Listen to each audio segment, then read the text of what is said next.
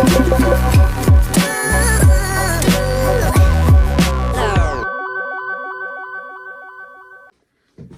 everyone and welcome back to my channel. If you're new here, my name is Kaylin and today I wanted to make a video talking about the psychology of shopping, because I think if you can kind of get to the root of like why you shop and what it is actually doing to your brain, it kind of helps you to fight against it more easily when you understand it. And yeah, I haven't made as many videos recently and sorry I've been a bit inconsistent with that. I've just had a really busy time. Like my daughter was sick and we had my partner's birthday. Potato's back with the barking. And I don't know, it's just been like Potato! It's just been a really busy time. Sorry, there's going to be barking because he's just been like, he's being a guard dog again and looking out the living room window. So I think the reason why a lot of us started shopping in the first place was to fill a void. And it could be like any number of things. Like I think that it's either to fill like a feeling of emptiness. It can be boredom, as in like there's nothing to do or you don't have anything else in mind that you can do at the time, and sadness as well. It's like a quick fix and kind of like a plaster to stick over a problem. But it's just like any other drug, and I think that it can be like a fun activity and it can be nice whenever it is done intentionally and less frequently, because then you really appreciate the things you get and it feels like you haven't just lost control of yourself. But I think if it becomes like a kind of persistent thing where it's your go-to all the time and something you can't stop yourself doing, then it becomes unhealthy, like any other like problem, like drinking or drugs or smoking or anything like that. So I feel like I'm really lucky that I've never had a credit card, and that might sound like a strange thing to say, but I applied for a credit card once and I was rejected at the time, and thank God, because I really think that that would have been my ruin. Like I think having credit would have not been good for me, because I haven't always felt like I've had my spending under control or that I've had a lot of self-control in that area. And I think that it starts a bad cycle of you spending money that you don't have and then you're paying interest, and it's like really hard to break the cycle once you're in it.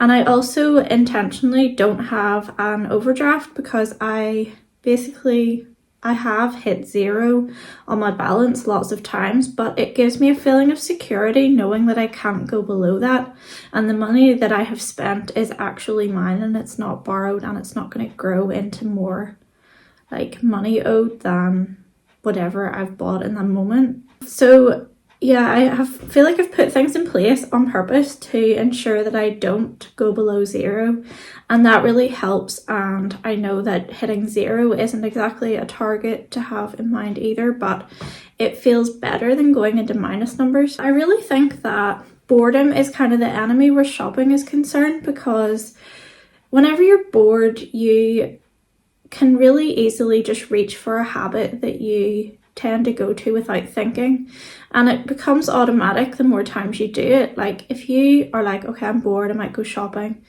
and then that becomes like a repetitive thought in your mind and you then just kind of do it. You get it to the point of making the decision without even realizing you're thinking about it, to just go.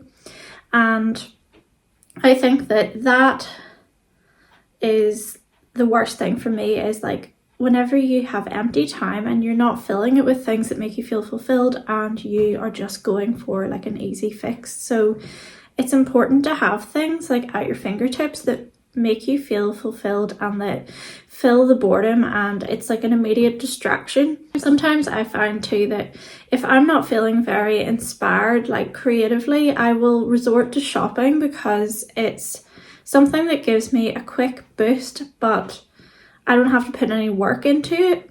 And like sometimes in a way it can be work, because if you make the decision to go shopping in a different area and you've got to make the journey there and you're going and looking for parking and you are working out like what shops you're going to go to and mapping it out, and it can be kind of work in a way, but it is just, it becomes an automatic response and it's easier than coming up with things that actually require you to put thought and effort into doing them. Because once you're in the shop, it feels like the shopping kind of happens to you. You're not really making the shopping happen. So yeah, I just think it's important to have things that you can reach for that are maybe low effort for days when you're feeling drained and you don't have the energy to do like a major project. So recently I haven't been feeling energetic really, and I actually feel like I'm getting my daughter's bug. Hopefully not, but we'll see. So I've decided I'm having like a self-care day today, and I'm just going to have a bit of a rest. I'm going to do like the basics in the house, but then just like curl up with a book and Potato, because he loves to hang out on the sofa. And he's joined me now for the video. He's saying hi, Potato. Hello. So I think it's important to have easy things available for those times that don't require effort, and I find even like going for a bath or going to bed is better than going shopping if you're trying not to spend money, because at least if you're asleep or you're lying submerged in water, you're not able to spend money.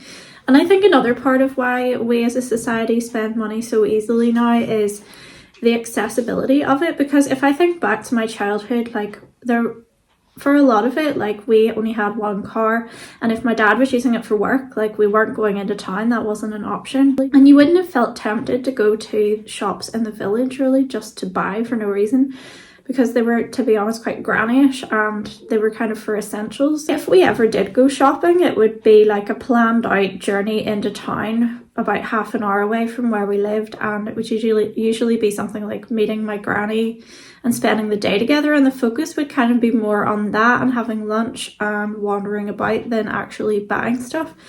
And I just don't remember spending, well, I didn't have any of my own money to spend really at that time anyway, so I know it's different, but I don't remember my parents like being tempted constantly in the way that we are to buy things. And I think that now you can be reached through your phone, like you can be reached through like social media and TV and ads that are just bombarding you everywhere, and then like it just feels like it's easier to get to places nowadays. I don't know if it's just because it feels like more shops have opened everywhere.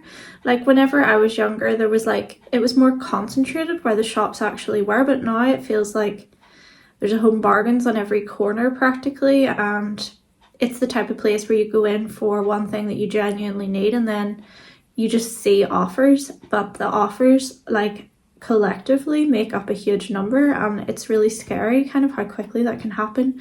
And that is another thing that I'm going to rein in, because I called into Home Bargains yesterday to get a couple of things, and that did happen because I ended up getting like craft supplies for my kids and some Easter things because we want to do an Easter hunt. And although those are things that I think are worth spending money on, I think that I just have noticed that every time I go into Home Bargains, that happens to me, and I think it's the same for nearly everyone there, because if I ever am standing waiting at the till behind another customer, like I always see like a big pile of stuff, and the total seems to always be around 30 or 40 pounds, whatever they've bought. So yeah, and I think that if you can't stop shopping like cold turkey, like if you feel like you have an actual shopping addiction and you don't know how to break it, I think the best thing you can do is minimize your spends instead of trying to eliminate them entirely. Like buy a pen, buy like a really nice pen instead of like a really expensive outfit, or whatever the thing is that you're tempted to buy. Try and stay away from that shop, and you can maybe go and treat yourself to something else instead, like a packet of sweets or like a bottle of wine, or like just a little thing that it feels like a reward, but it's not doing the same amount of financial damage as like chronic shopping is. So I hope that these thoughts like kind of help you. I think it's important to kind of think about why we shop, like, and try to work backwards from that to undo it, because it's easy to build up habits and you don't really know where they've come from if you don't spend time thinking about it. But if you look at it and analyze it, like, this is a strange specimen, like, you can then get away from it and start to find other things to do instead.